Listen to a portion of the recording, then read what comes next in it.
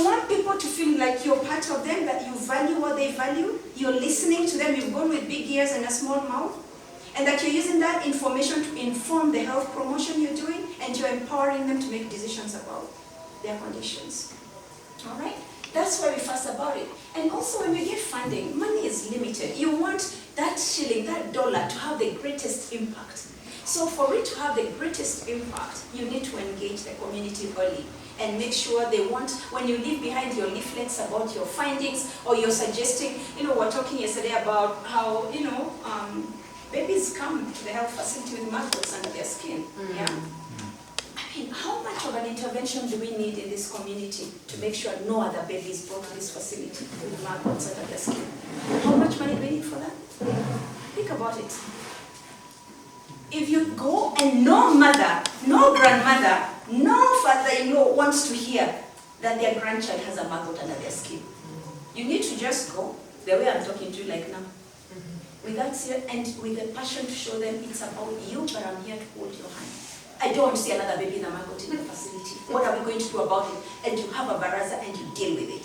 If it's a CHW, you name it, it can be done. We don't always have to have a lot of resources, but half the time our work is not community engaged. So you do a very nice study on heart failure or delays to care. We publish and it doesn't make as much, it doesn't have as much impact. And that's another topic, what we call it DNI, dissemination and impact. But let's, as we say, to make our work ethical, let's make it very collaborative. This is a spread, I like the way it's minor and gray. They try to show it using a picture, and I like it because it's easy to see. This is the TRA, the traditional research approach. Top down, we would just come and collect data and go. But we are saying we want to keep going more and more that way. But the fact is, you don't expect the committee to be the one leading, isn't it? That's why we've taken you to school. That's why we're training you. We want you to come with that knowledge because you're more global, and then you're also looking, as we say in ethics, in anthropology, at the emic issues that are local, and you help them see. So this is the best place we encourage us to be. Let's collaborate, let's work as partners, and make sure our work is community involved. I like this chart also because it summarizes the traditional approach, as you can see. The researcher defines the problem. It's research in or on the community. Yeah? It's people are called subjects. By the way, we still quite a number. I keep saying that when I'm reviewing a protocol. I say, I know you used the SIOMs and whatever and other documents from the US, and they're still calling people subjects. We don't call them subjects here in Kenya anymore. Please, can you change? Community organizations may assist, maybe in recruitment or something, but not really. Researchers gain skills and knowledge, a lot of it. We don't have to leave any in the community. And here you can see we control the data, we control the implementation and everything. And when we leave, we helicopter the data. And we have control on dissemination. Then in the middle, it's becoming a bit better. Remember that arrow we had? We call it now community with the research with the community. Here it was a traditional approach. And the extreme right, we have the best approach. We are saying more of participatory, more of collaborative. So you'll find here where you are doing the researcher defines the problem. In the perfect one, you're saying you're identifying the problem together. You're identifying the problem together, you're doing the research with the community. People are defined as the participants, all right? And you can even engage them to collect data, to help you interpret the data, and you have co-ownership of the data. In fact, when you're going to disseminate the findings, you say, oh, that mama from the CHW, who was very active of one of the TBAs, she's coming with us to the conference. Because not only was she part of the community, not only does she understand why the mothers are still giving birth at home, she has, first-hand voices. You take her along. Sponsors are willing to fund that. Don't put it in our protocols. Because we haven't thought about it. That when that person goes back home, they won't forget what you said about maggots. They'll actually be ambassadors without you saying anything. So we are saying the researcher and the community share and control the process, and they feel they own what you're doing, they can disseminate and all that. So this is what we mean by community engaged research. What about, yes please, Professor. Just a clarification on yes, that. Please. So that last section looks very beautiful and attractive. I'm imagining if someone was to do that as noted down, and you start running into trouble with even the issue you're talking about, authorship and what have you. If there's someone very knowledgeable in that community and they participated this much, they probably want to appear there. But more than that, is does it introduce a certain bias? If there are these involved and they're the ones being studied, then would they, they are helping you collect the data, they're helping you interpret. Would they manipulate some of those? Is it possible to consider that they might be tempted to manipulate some of those, findings or data just to fit? Now that they're that involved, because ideally you want for it to be objective that you're observing from your objective, that citadel that you're talking about, and then you're looking at them. But now they're involved, and there's a way in which it might dilute and I agree, create impurities. I think when you talk about involvement, again you have to define, and I don't know that I put in the chat here, there are different ways we've been involved in communities. And research is showing we mainly involve them during recruitment or during data collection as respondents, and that's it.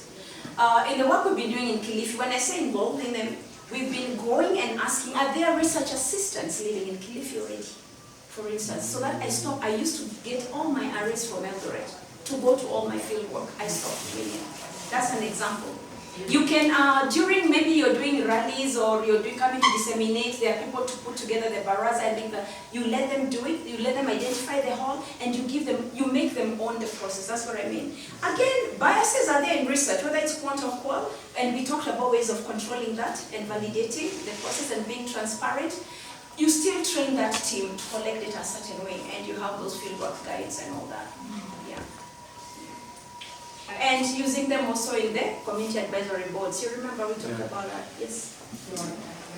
Yes, please. Does it matter if it's behavioral research or if it is like a research that you're looking at different clinical trial? Yes, like a clinical trial to decide whether you go traditional vis-a-vis a community-based participatory research. All right, that's a good question. Some projects are multi-site. There's already a protocol out there, they're looking for sites, isn't it? And many clinical trials are like that. That's different. So the researcher will have defined, but quite often you will find that many of these multi-site studies are relevant to our nation or one way or the other. So it's still, so those are, and many of those, you'll find them being health facility based, and you're right.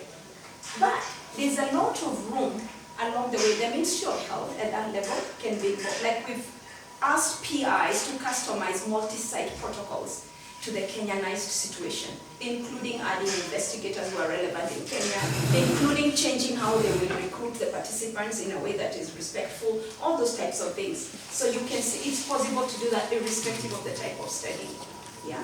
So it's about, I think the key thing is, it's a PI consciously always asking, which other way am I missing another actor here to make my study more community engaged? Who is missing?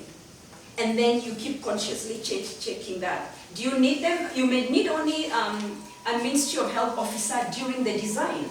But as you go down, you may need them at different points. You see what I mean? Yeah, so I think it's consciously being aware that a community-engaged research project requires collaboration as much as possible, and I will show an example just now from what we are doing on hypertension.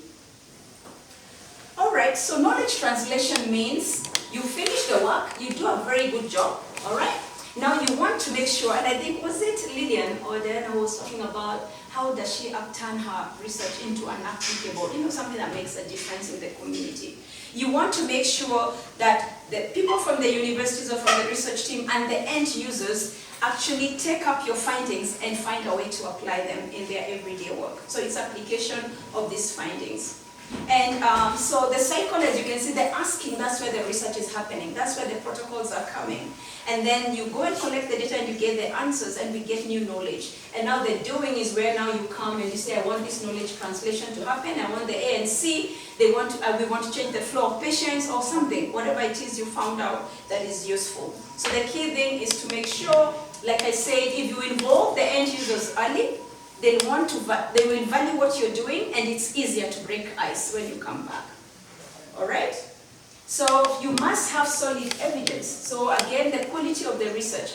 You should not be translating knowledge that's questionable, isn't it? So you want to make sure as a PI, the methodologies, and we talked about methods yesterday, and we'll shortly talk about points. You did the best, you used the best method available for that research project, and you're confident you can stand in a conference or write that manuscript and defend the findings in your work. And then we talk about the experience of end users, involve them as much as possible. Even the examples I gave, you can go with them to the meetings, or you have them when you are interpreting the data in a workshop, something like that. And then be aware about the places where your findings can be useful and share them as widely as possible. So I'll give you an example, and I finish on this, a real project that I was involved in Eldoret. We talked about very many investigators. That's us, the whole team. Very huge. Most actually landmark research right now requires collaborative teams, what you were saying, Dr. So we're a very big team, and our project, we called it Strengths. It ended up being such a lovely name because we're talking about strengthening the referral for hypertension up and down the tiers. So why were we fussing about it? All these partners, we are many. We knew that the HIV program already had a very strong structure, a whole web, as we all know, almost across the country. We said, how can we leverage the existing HIV structure to do some work for hypertension? Yeah? And so it's implementation science, and as we all know, hypertension is a big problem. So we had a reason to do this, and a reason to get, and we got a grant for it. Why? Hypertension is a killer. I don't know, everywhere and every family is dealing with this, and we are losing a lot of them. 75% of hypertensive patients are in LMICs, and 80% of global mortality is due to, so we already know there's a problem, hypertension in Amaliza Watu.